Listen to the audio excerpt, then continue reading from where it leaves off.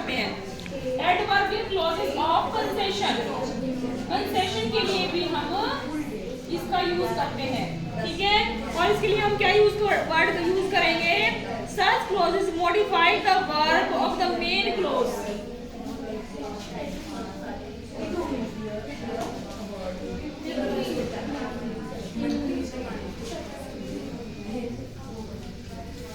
Modify the main verb of the clause.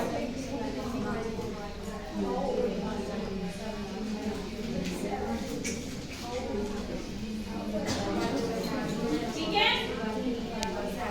तो देखो adverbial clause में हमारा जो कंसेशन में इसको यूज करते हैं, यानी कि एडवर्बियल क्लॉज ऑफ कंसेशन, इसका मतलब होता है कि ऐसी क्लॉज मॉडिफाई करती है वर्ब को।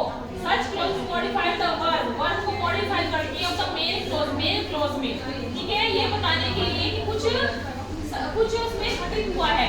और इसमें जो कंजंक्शन हम यूज करेंगे वो कौन कौन से हैं इसको दिखाने के लिए, although, even though, even if, while, whenever, wherever, no matter etcetera.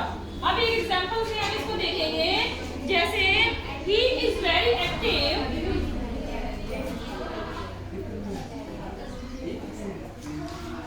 he is very active, although he is very quiet। देखो सेंटेंस लिखा है, he is very active although he is over 80।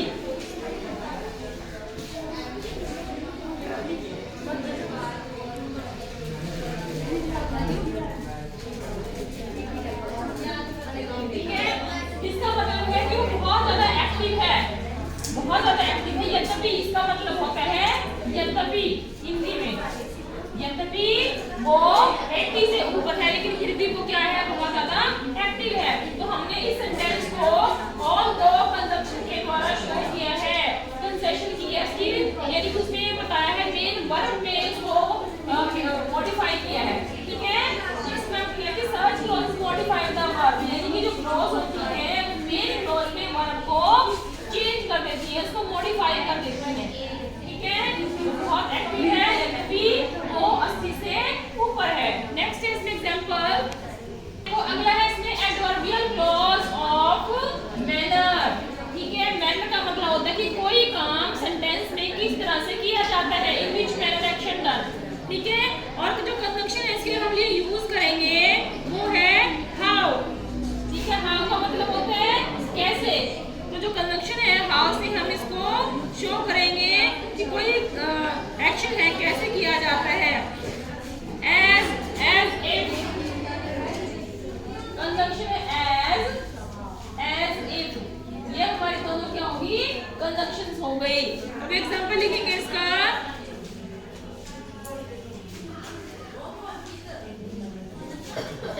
he behaves,